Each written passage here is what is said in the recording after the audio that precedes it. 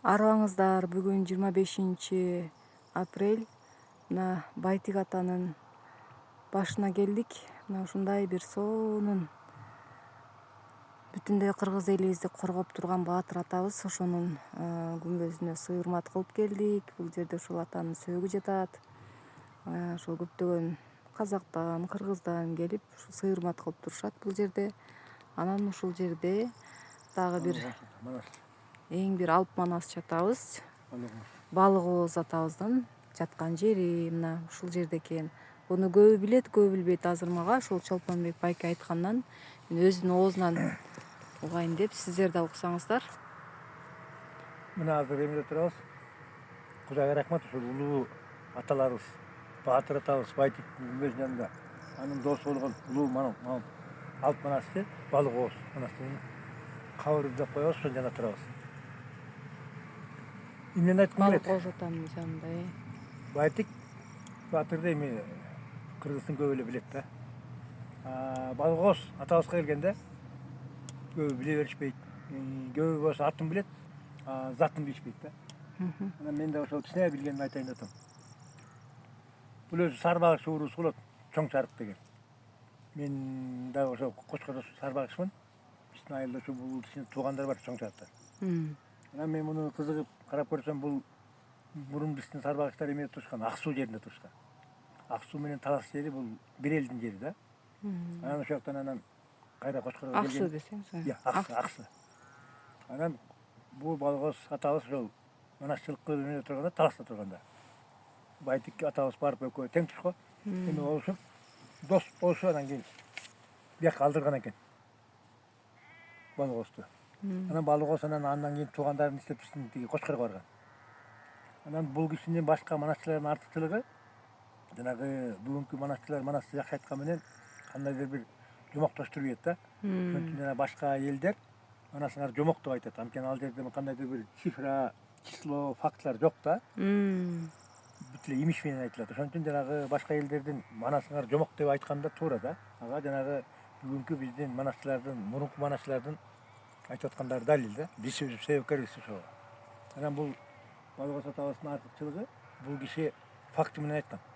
Ошо манастагы болуп аткан доорду, ошондо ким хан болгон, Борбор шарык Айшерде болгон, кайсы тукумдан болгон деп ошонун баарын айткан киши болгон да бул.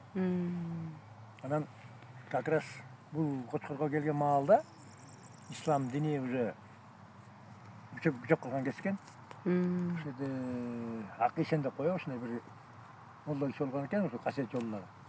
Ал убактагылар азыркы касиеттүү кишилер, ал убакта молдо экөө бир кармашкан да. Анан аны элдин баары сыйлаган.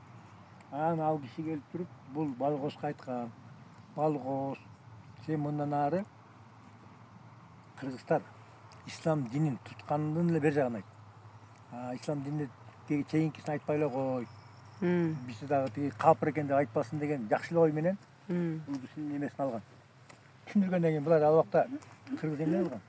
Кыргыз жалгыз сөзгө баш ийген, сөзгө сынган эл болгон да. Анан ал киши дагы ошо балык оозго түшүндүрүп, жанагы өзүнүн тили менен.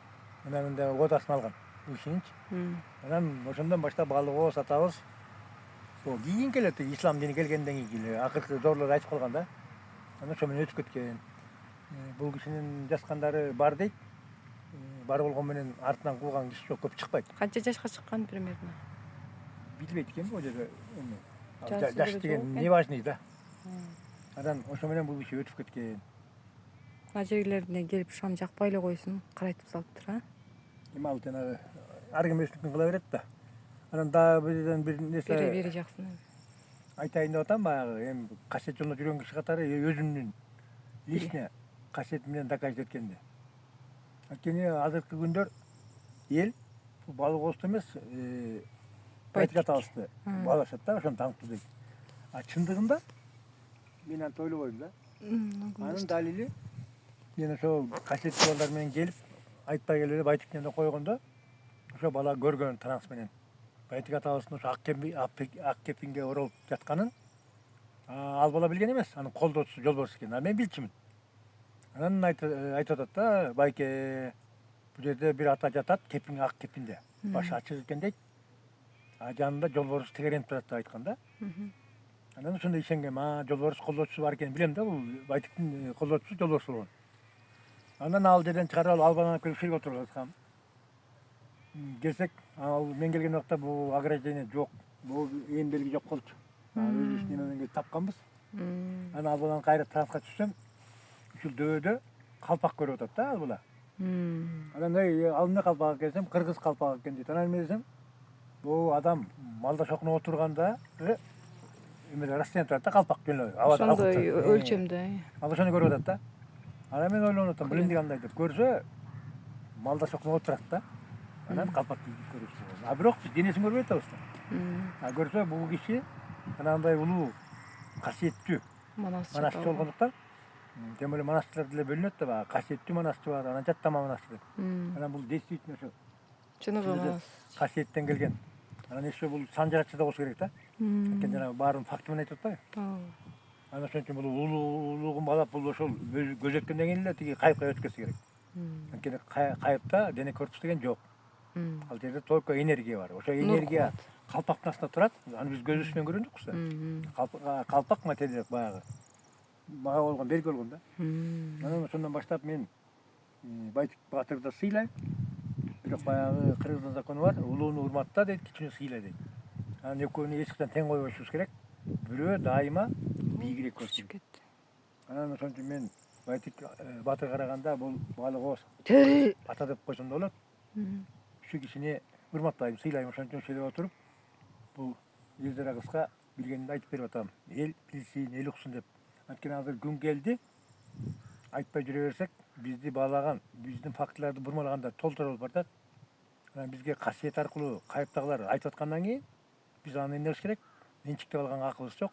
Биз аны элге таратыш керек. Мен укканымды айттым. Элдерганын милдети дальше ары көздөй элге таратуу. Ыраазыбыз. Ошо мен дагы Балыкооз атадан жана ютубтан уктум эле. Ошол жанагы Манас атанын күмбөзүнө барып, жана күмбөз деп коебуз го эми азырча, таластагычы ушул жерге барып уктап калганда Малгай кайыптан ошол Бакай аталар, Баатыр аталар көрүнүп, Манасты айтасыңбы дегенде айтам деп, анан Алымбек Аткатан ошо манасчысы болуп жүрүп, кийин ошо Байтик ата бир сөз менен сурап алган дейт да. Ошондон кийин бул жакта ошол Манас айтып санжырачы болуп калган деп уктум эле. Ошондой биз аталарга ыраазыбыз, ушундай кыргыздын алып аталары болгонуна. Дагы көптөгөн Анан бул билгендерибизди жерде айтып турасыз. түшүндүрүп коюш керек. Элдер деле рахмат. Жаш экенине, кыз экенине карабай ушундай улуу аталардын тарыхын анча мынча болсо да билип айтып атат. Ошол кичинекей болсо да ошонун ичинде сөз чындык бар. Мен дагы улуу катары айтып атам. Айткан сөзүмдүн баары тең чын, туура деп эч кимге таңуулабайм. Мен айткан сөзүмдүн канчалык чындыгын өзүңөр таап алышыңар керек. Мен ага милдеттүү эмесмин. Менин милдетим ошо билгенимди айтып коюу. Анан ошол бүгүнкү күн ошол доорубуз алмашкан турат.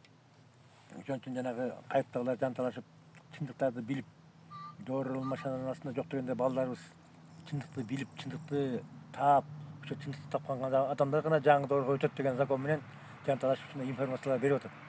Ошон үчүн мен дагы бул нерселерди айтып атам. Баягы азыр ким көп, туура эмес, сөйлөп атат деп айткандар көп. Аларга мен каршы эмесмин, айта берсин. Бирок уккан кишилер сөз чыгат.